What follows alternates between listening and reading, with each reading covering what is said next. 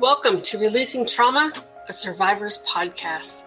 I am your host, Tracy Osborne. I am a survivor of emotional bullying, rape, sexual assault, domestic abuse, and grief. After losing my husband in 2019, I set off on a new adventure to help other women release their trauma and create a life they can cherish. Each week, I will feature a guest expert or a survivor to share their stories, tips, wisdom, and more. The goal is so that you can take away even just the smallest nugget of information you can use in your life right now to make a change, and to remind you that you're not alone. There is life after trauma, and you can move from victim to thriver and create a life you can cherish. Hi, everybody. Welcome back to the show. I'm your host, Tracy Osborne. With me today is May Sangpraseuth Alirad, and we're going to be talking about ways to take your life back after sexual assault. So, May, thank you so much for joining me on the show today. Thank you. Thank you, Tracy, for having me. I'm really excited about being here. Well, I'm thrilled to have you. And this is a big topic, especially because we're still in April, which is Sexual Assault Awareness Month. And, we want to bring to light as much as possible about sexual assault and, just how prevalent it actually is. So I'm glad to have you here and to have you share this topic with us. Yes, thank you. Thank you again for having me here. And Tracy, I think it was just very interesting. You're saying thank you for me sharing. And just a short 6 months before, I would never have thought or imagined I would be sharing this with anyone. It's definitely not an easy topic to discuss. Nobody wants to admit that it's happened to them. Nobody wants to admit that it happens, period. But it has to come out. We have to tell our stories. For one, it's part of our healing journey. But for two, we have to make people aware this happens. And it's not just the random walking down the street and somebody grabs you. 9 times out of 10, it's from somebody that you know. That's absolutely correct, especially for all of my 25 years of continuous assault history. They were definitely with people I knew, were in relationships with, my partners, people I was dating. So absolutely, this is 1,000% true. So why don't you tell us just a little bit about your history? And I know that you have a book that just came out, and I want to definitely make sure we talk about that. So tell us a little bit about your story, and then we'll take it from there. Okay, I'd be happy to. So my story started at the age of 6 or 7 when I was on the the church bus, and an acquaintance put his hand down my pants. And that was when it first started. Then after that, my sexual assault history had to do with different friends and acquaintances, like I mentioned, who had either tried to rape me or actually went through with it, or people that I was dating. And, so just to give you a quick background. So the first time was 6 or 7, and I didn't tell anyone. I didn't tell my parents. I didn't tell anyone. I didn't even tell any friends or anybody. I was just so scared, I think, or afraid of what people would think or say. And then what ended up happening was I ended up abusing other children that I was around. So I was having play dates, and I was assaulting other children. And I think that right there was very difficult, I think, to admit or even to write in my book. It was definitely something I wanted to omit in the book, and not really, I was like, well, I have enough. I have 25 years of enough stuff. Like, why do I want to put that? And I think the reason why I put that is just to have people understand the prevalence of that when someone has been abused or assaulted, there is a higher chance of them abusing or assaulting other people. And so that was what happened to me. So then that went on. So I was 6 or 7. That went on until I was about 12, 13. By the time I went to middle school, it stopped. But in 8th grade, when I was 14, someone tried to rape me at a get together at a friend's house. It was just 3, 4 of us. We were hanging out, and this guy who I went to school with tried to rape me at this house, and it was very scary. That was, I think, the first time that someone actually tried. And then it happened again in high school when I was a senior in high school, and someone went as far as, I was at his house visiting and his mom was upstairs. Like, so I was always around other people when this happened. And so his mom was upstairs. I'm like, okay, I'm not even thinking anything. I'm still a virgin at this time, senior in high school. And this guy that I was dating, like, was holding me down, like pulled my underwear off and like put a condom on and everything, and was, trying to stick it in. I don't know. I think he missed the hole or couldn't get it. I don't know. But then when that happened, I pushed him off and then ran to my car and drove off.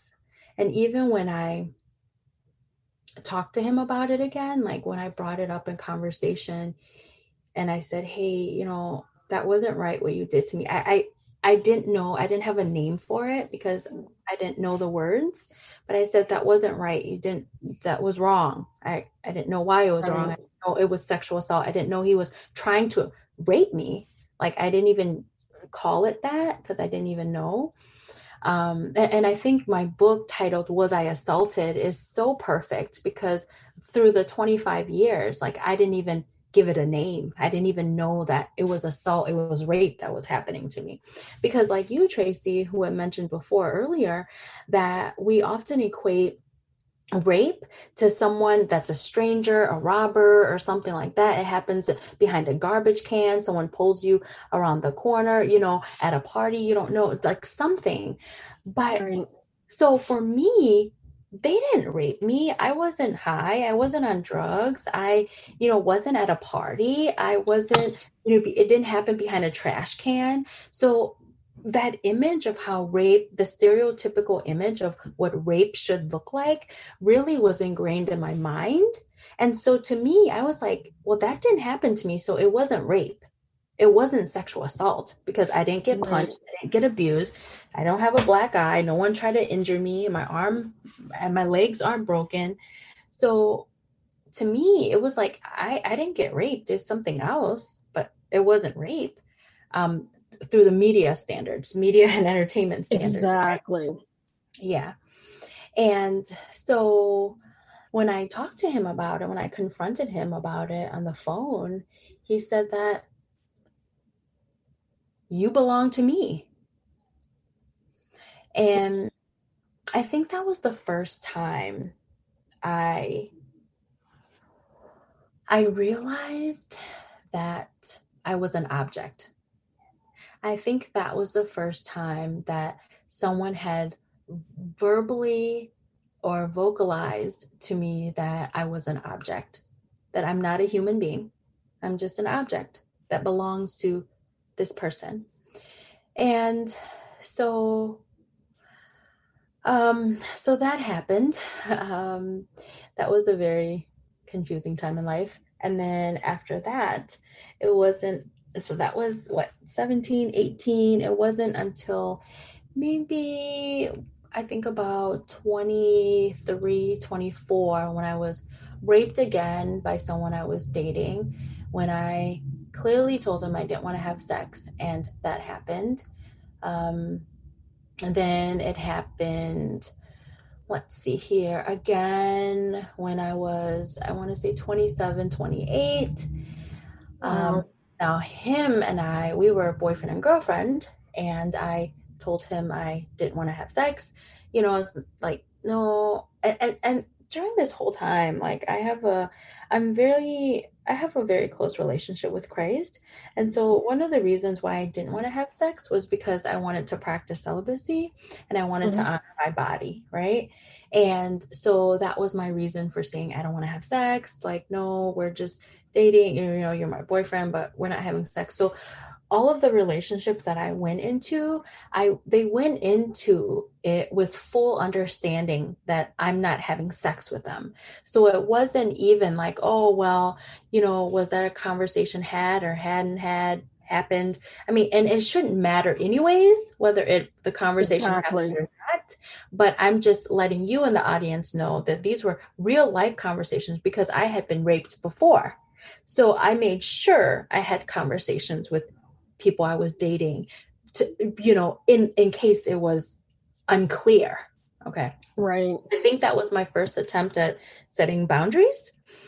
So that, which I didn't know that word until much later in therapy. I also hadn't gotten any therapy or any type of help for any of the sexual assaults that's happened to me since the age of 6 or 7. So now we're moving on where I'm 27, 28, and my boyfriend rapes me for the first time. And I stay with him. Then we were together for a while. It was like over 2 years or something, 2.5 years.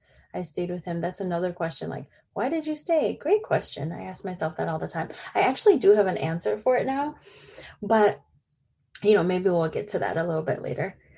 And then when I was 32 years old, I'm 36 now. When I was 32, that was the most difficult time in my life because in March, I started dating someone and we had the conversation about I'm celibate, I don't want to have sex. Okay, well, he raped me and I stayed with him. And he was actually the one that had to break up with me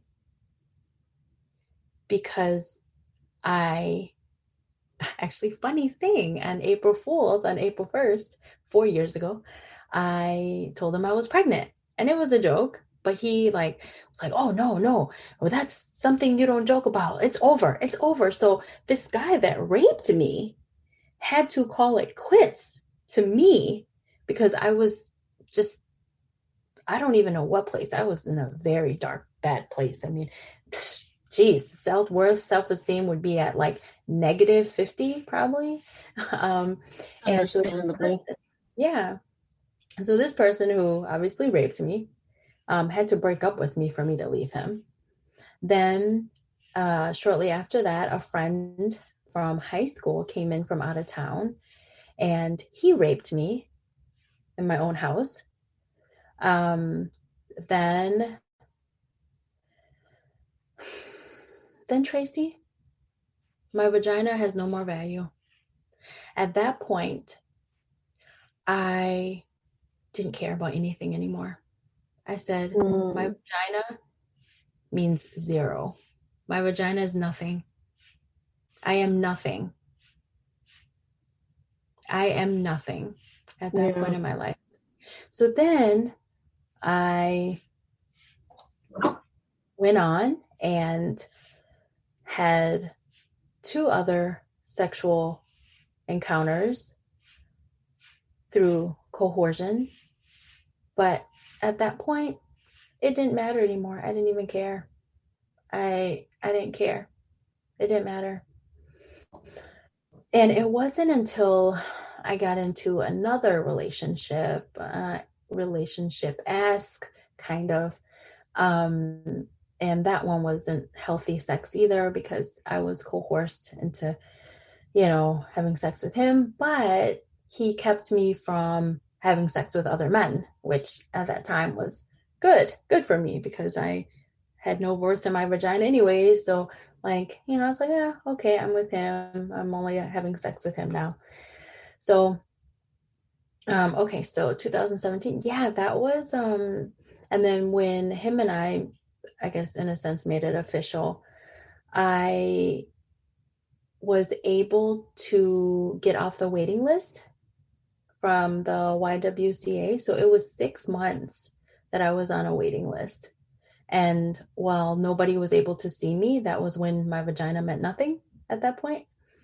And I think that if I wasn't on a waiting list, and I think if somebody could have gotten to me immediately, so I think we really need to up the funding for this type of work, right? Right. Because if I actually got help when I was asking for help back in April, May, June, whatever, I don't think I would have been just indiscriminately having sex.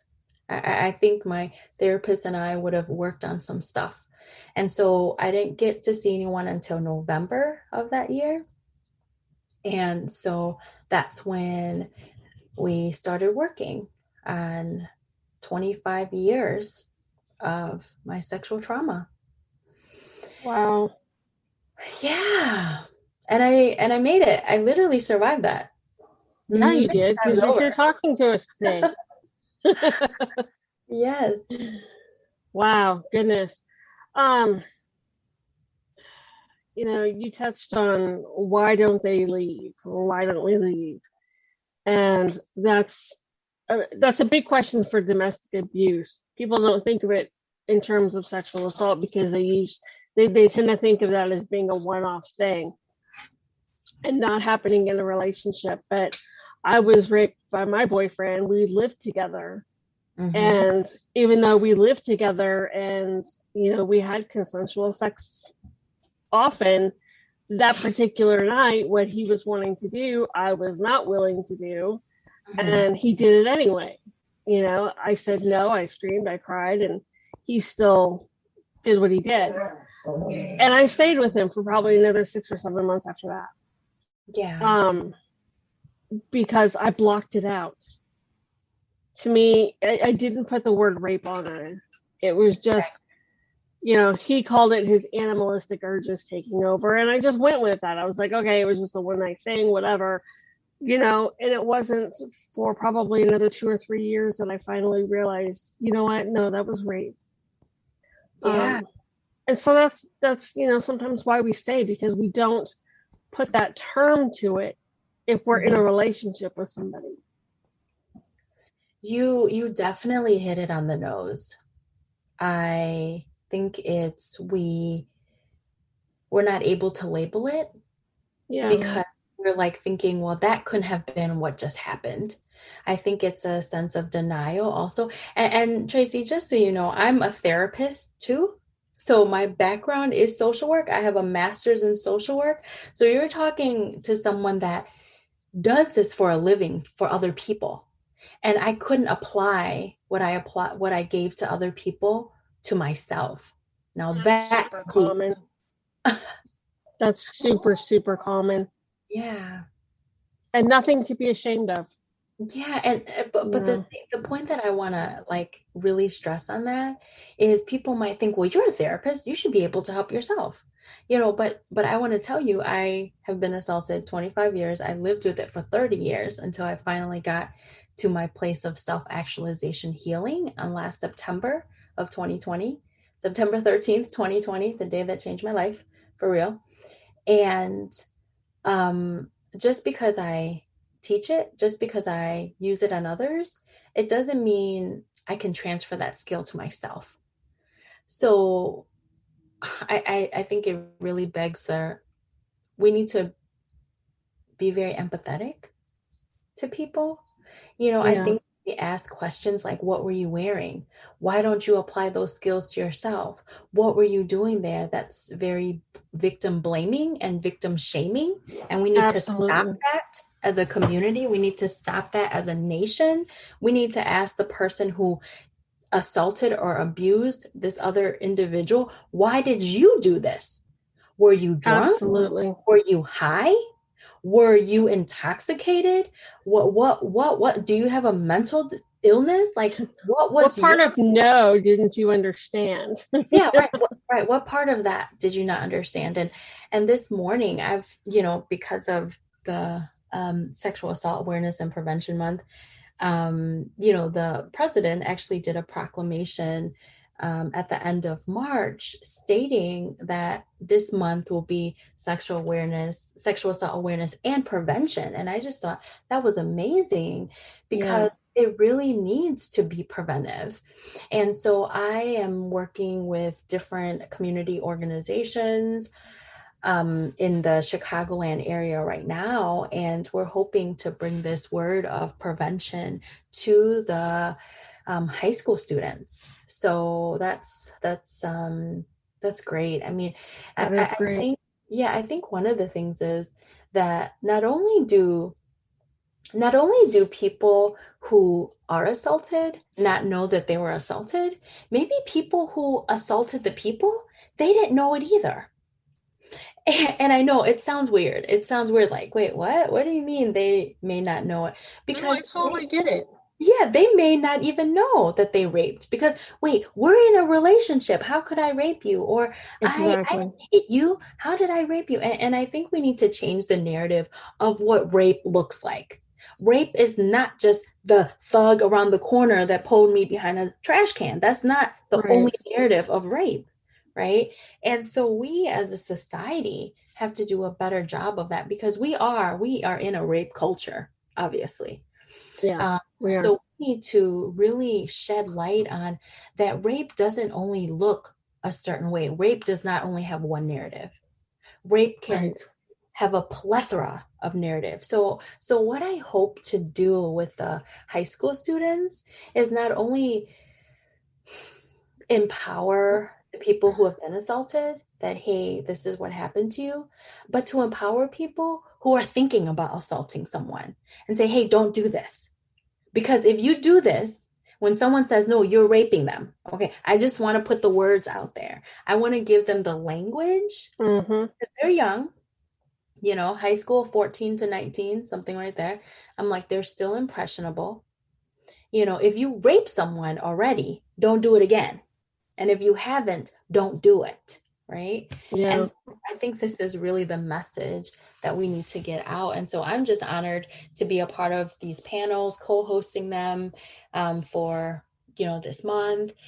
And to get back to your question or statement or comment that I agreed with, yes, I think one, to be able to put the words to it, but then also two, you have a relational investment now. And I read that from an article when I was doing some research on my book, that one of the reasons why you stay is because you're already invested, right? You invested your time, you invested your finances, you invested your time, talent, and treasure, right? You're invested. And it's like, well, it just happened one time, or okay. Yeah, it's like, well, it wasn't like that all the other times, or yeah, he raped me the first time, but all the rest of the time was consensual. Like, it's like, no, it's not okay, and if you're going to be with someone, or if someone's going to do that to you that you're in a relationship with, like, we have to empower ourselves and empower our friends and family. Like, hey, you don't have to stay. You don't. I mean, you might feel like you have to stay, but you really don't. Like, sweetie, you don't have to stay. Exactly. And it wasn't even until one of my friends, it was a male friend, he was in law enforcement. He's like, May, you were raped. Do you know that? And I was like, no, that's not what happened. No. Yeah, that's exactly what happens. That's exactly what happened. That's what exactly kept happening with you other were forced to have sex against your will, against your wishes. That's rape, no matter how you look at it. It's funny that you mentioned, sometimes they don't even realize that that's what they're doing. And that's true, because when I confronted the sailor, that's what I call the guy who raped me, because he used to be in the Navy. So I call him the sailor. But when I confronted the sailor a few years ago, I had looked him up and reconnected with him. And I said something to him about the rape. He goes, what are you talking about? And I said, you remember that night? And it was my senior prom night. We had gone to prom, and then, came back home. And he said, wow, I never thought of it that way. I guess you could definitely consider it as rape, but he never thought of it that way. Yeah. He had no clue that I had spent the next 20, 25 years with flashbacks and other issues that stemmed from that night. He had no idea that that night, that one action is the reason he and I broke up and that we never got married. He had no clue. So, you know, sometimes they don't, if you're in a relationship, they're not meaning to do it. I'm not saying that makes it okay, because it definitely does not. But that's where that prevention comes in place, is that they need the education. We need to educate these people, and not just men, women too, not just Yeah, men. absolutely. You know, I mean, women can rape. everyone needs education on Yeah, prevention and sexual yeah, abuse prevention, sexual assault. absolutely. Everybody, So that's very important. even Very young important children. work. Yeah, yeah. Even Yeah, young no children. means no. Nobody has the right to touch you where you don't want to be touched. Nobody has the right to force you to hug them, give you a kiss, or give them a kiss. I don't care if it's your great auntie Martha, you know. Nobody has the right to force you to do something that you don't want to do. And so, yeah, we definitely have to start educating as young children and on through, especially in the teens when they're most impressionable. Absolutely, absolutely. And yeah, I 1000%, Yeah. agree And you with took, that prevention out there. right. Yeah, and you talked about victim blaming and victim shaming, and it got me thinking, how many times do we put rapists on trial, but the victim is really the one that ends up getting hammered with what were you wearing, what were you doing, how were you behaving, And here's the thing: clothing doesn't cause you to get raped. Behavior doesn't cause you to get raped. Drinking, drugs, that doesn't cause you to get raped. The number one cause, the only cause of rape are rapists. Yeah, yeah, I agree And with you. I agree with you yeah, on that.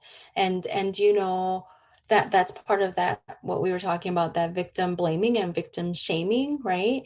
That it shouldn't matter what I was wearing. I could be wearing a thong, it shouldn't matter. Theoretically, it shouldn't matter, right? But there are women who get raped wearing hijabs. There are, and I yes, don't know if I said that word yes, right. Tracy, the most important thing, yes, this is what I want to say, and you hit it right on the nose, that you don't have to be in a thong skirt to be raped. People No, are jogging in the park raping. People are at home being raped. You do not, it's the narrative, Tracy, it's the narrative that we have to change.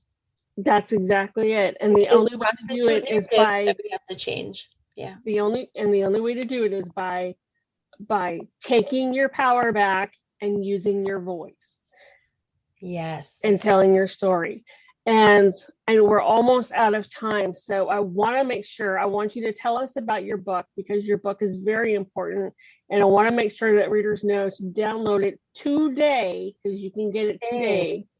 For free. For free, yes. So tell us about your book.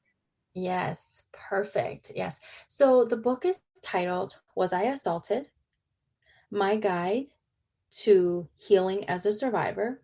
So the book is a collection of my story. So I briefly told you guys the story, but in the book, it's going to have different internal dialogues that I've had, different things that really stood out to me in my life about my history of being sexually assaulted. In addition, it has different life experiences, different lessons that I learned in there. And then also, I think the most valuable thing in my book is that it has reflections for you as the reader. In every chapter, there's between 2 and 4 reflections. So you can actually use my book in therapy. You can use my book in individual therapy, group therapy, pre-therapy, post-therapy. Like, this book could be a tool for you, or it could be a tool just like if you want to know, man, I know a loved one has been raped, has been sexually assaulted. How do I get into their minds, right? And I think the book does a really good job of getting into my mind, because it's my mind that I'm telling you guys. Right. And I think it does an amazing job. And I think the other thing is, like I mentioned earlier, I'm a therapist also. So it has some therapeutic elements in there, as well as my own personal experience. But Tracy, if it's okay, I would like to read a short excerpt from my book as a teaser for you guys right now. Sure. Perfect. Imagine for a minute the most beautiful garden you've ever seen. It has various color flowers, varying size trees, butterflies fluttering around, and other small animals scrolling.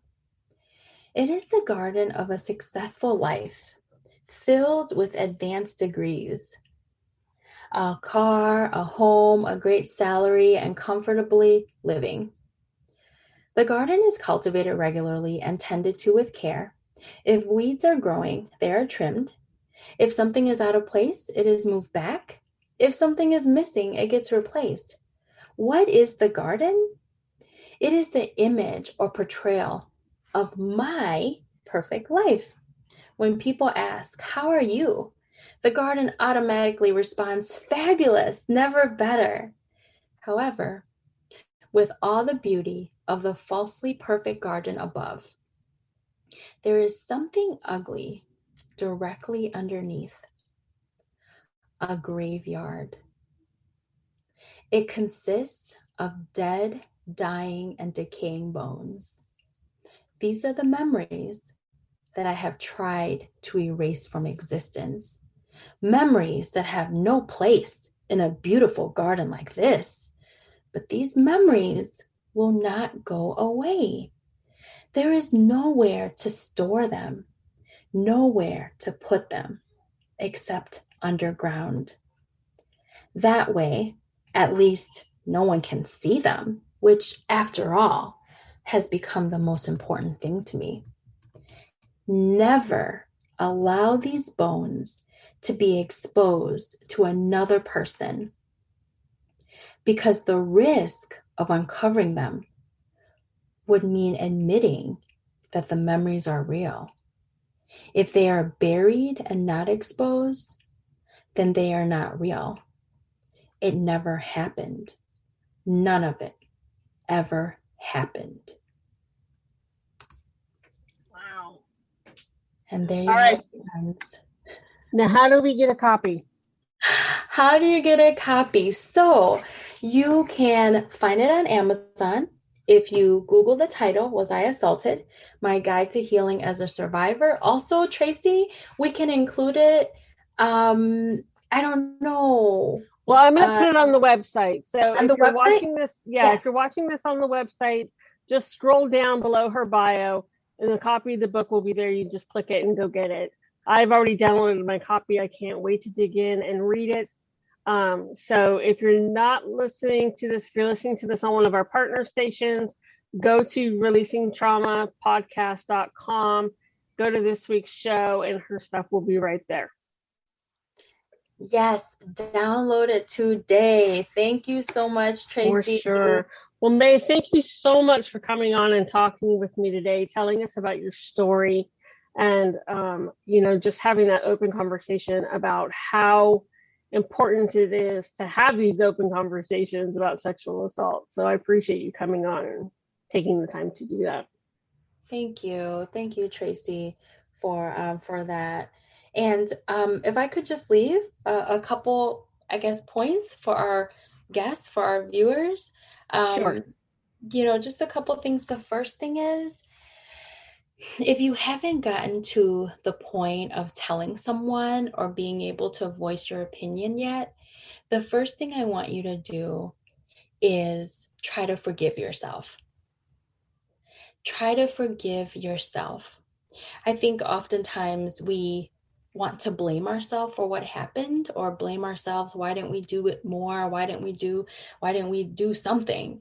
I want you to give yourself permission to forgive yourself, number one. Number two is to try to talk to someone about it, whether that's a therapist, a close friend, your partner, someone that you trust. Just talk to someone, just one person. Find one person to talk to. And the third thing is that I want to let you know that you are not alone. I think for my 30 years of really struggling with sexual assault and abuse, like I felt so alone and isolated. And I just want you to know that you are not alone. You are not alone. You are not the only one. And that you can get through this if you just Absolutely. hang on. Yep. Absolutely. There is life after trauma. You've heard me say it before, and I'll never stop saying it. There is hope and there is life after trauma. And with that, thank you, listeners, for tuning in. We will talk to you next week on the show.